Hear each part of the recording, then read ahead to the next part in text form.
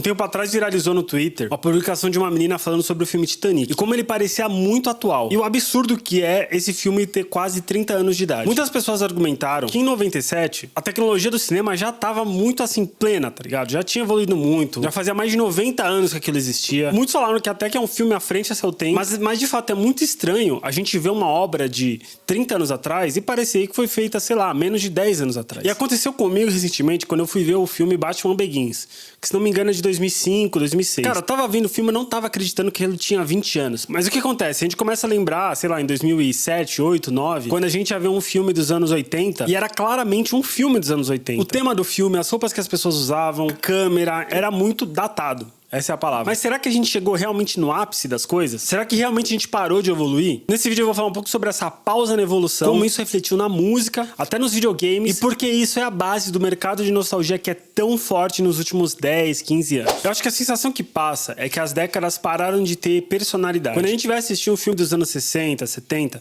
por mais que eu ache a direção, a técnica de atuação muito parecidas com as que a gente tem hoje, porque influenciou diretamente, é claramente um filme daquela época. Mas a partir dos anos 90, eu realmente, se eu não conheço o filme, eu não consigo dizer de qual época é aquele filme. A única coisa que me faz saber é, por exemplo, alguma tecnologia da época. Por exemplo, no Breaking Bad, nos primeiros episódios, nas primeiras temporadas, não tem smartphone, porque a série é de 2008 e aquilo não tinha sido popularizado até então. Então, por exemplo, filme dos anos 2000 não tem muito celular, tem só o cara falando e ligando, não tem troca de mensagem instantânea, rede social, beleza. Eu acho que isso acabou resultando no mercado muito forte de nostalgia. Isso sempre aconteceu no cinema. Por exemplo, Poderoso Chefão 1, ele se passa nos anos 50, mas saiu nos anos 70. Nos anos 90, a gente teve várias obras que se passavam nos anos 70 também. Só que, por exemplo, hoje em dia, a gente não tem obras que se passam nos anos 2000, tá ligado? A gente ainda tá preso naquele imaginário dos anos 70, 80. E o mesmo se transfere pra música. Por exemplo, eu fui numa balada esses dias e eu não tava bebendo nessa ocasião. E começou a tocar aquela música do Soulja Boy, Crankin', tá ligado? E, cara, todo mundo dançando, cantando. Eu comecei a pensar, mano, essa música tem 20 anos. Aí você pode falar pra mim, pô, VP, mas é um clássico, pá. Beleza, concordo, é um clássico, velho. Só que assim, eu duvido que, sei lá, em 2007, 2008, quando essa música foi lançada, no rolê tocava Michael Jackson, tá ligado? Ou tocava alguma música dos anos 80, entendeu? Essa é a questão. E eu fui prestando atenção no set do DJ, eu vi que isso era algo muito corriqueiro. Às vezes ele tocava uma música atual, e aí ele ia pra um Rihanna, tá ligado? Rihanna nos 2000, 50 Cent, Eminem. Aí você pode estar falando pra mim, pô, VP, não, às vezes era um rolê, né, um DJ que toca... Não, mano, era um DJ que tocava rap, porque ele misturava, ele colocava algumas coisas atuais, tá ligado?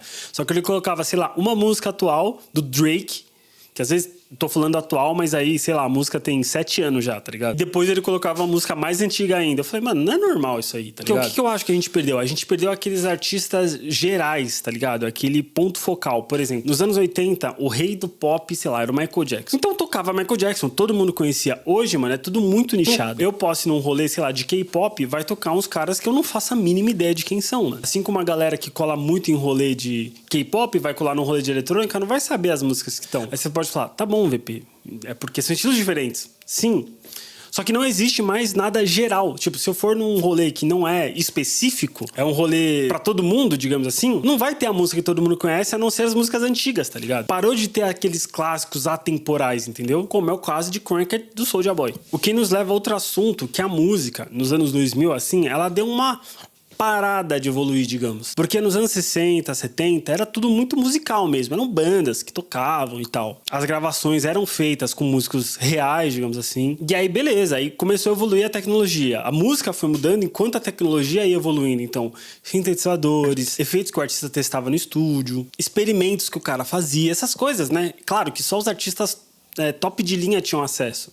Mas às vezes também os caras que não tinham acesso a esses grandes estúdios tinham uma bateria eletrônica ali. Então o cara não precisava mais tocar a bateria. Ele conseguia samplear, misturar de vários discos e fazer o som dele ali meio maluco e dava certo, entendeu? E a tecnologia foi evoluindo. E a música foi mudando. Quando chegou na época totalmente que a gente tá agora, que é, sei lá, dos anos 2000, assim, com computador, cara, não tem como, velho. É tudo feito no computador e claro que cada produtor produz de uma maneira diferente. Tem produtor que ainda usa bateria eletrônica e tal, mas não tem essa grande evolução, mudança que nem teve, sei lá, mano, nos anos 80, 90, quando o sample começou a ser algo muito utilizado, sabe? Ou sei lá, quando o Jimi Hendrix começou a usar efeitos na guitarra. Ele não foi o primeiro, mas eu só tô dando exemplo. Ou sei lá, gate reverb do Phil Collins nos anos 80. Cara, enfim, vocês entenderam. Não tem mais essa grande pira aí, a evolução da música. É tudo muito reto, tá ligado? E aí você junta isso com os artistas de bolha, que nem eu falei, não existe mais música geral. É claro que os clássicos são clássicos, né?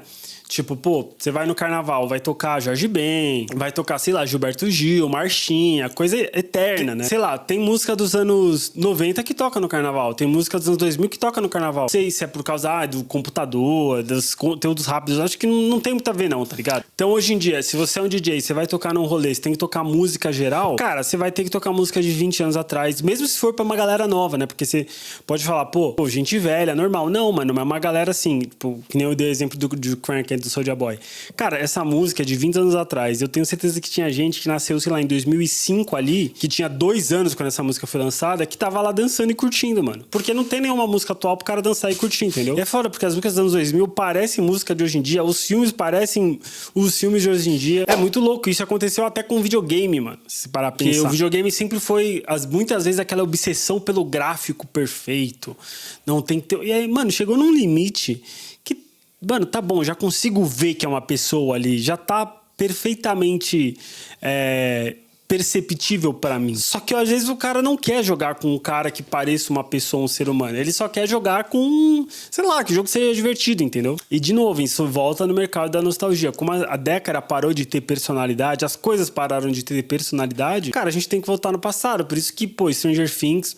Sem entrar na discussão se o final foi bom ou ruim. Por isso que Stranger Things fez tanto sucesso, cara. É uma série sobre nostalgia. É te levar num lugar do passado, por exemplo. Pô, os filmes do Oscar aqui. Marte Supreme se passa nos anos 50. Uma batalha após a outra se passa nos anos 2000, anos 90, 2000 ali. O Agente Secreto se passa nos anos 70. Ano passado, Ainda Estou Aqui. Filme brasileiro também nos anos 70. E nem quero entrar, ai, nossa, a gente só faz filme da ditadura militar. Não, mano, é no mundo inteiro tem esse negócio de filmes que se passam nos anos 80, 70, filmes que tem essa pegada, Substância, por exemplo, é um filme que, apesar de ser atual, ele é um filme totalmente anos 80, cara. Os anos 80, eu acho que é a década mais impactante da música, na minha opinião. Da música não, da cultura pop. Os anos 80 ele deixou de virar uma década pra virar um negócio próprio. Ele virou um estilo próprio. Os anos 80 ele é autônomo agora. E eu acho que, infelizmente, a gente vai continuar nessa busca pelo passado glorioso, e as coisas vão parar de ser marcantes, digamos assim. E outro motivo do porquê a gente vai continuar tendo filmes que se passam cada vez mais no passado, num passado romantizado, no passado glorioso, é porque a gente também não vê esperança no futuro. O futuro ou ele vai ser trágico e distópico, o presente não tem graça, então a gente vai buscar pelo passado, e não vai ser o passado dos anos 2000, dos anos 2010, é o passado dos anos 90, 80, 70, como eu falei. Enfim, comenta se você discorda, concorda, curte, se inscreve no canal, camiseta de banda, cola no link na descrição.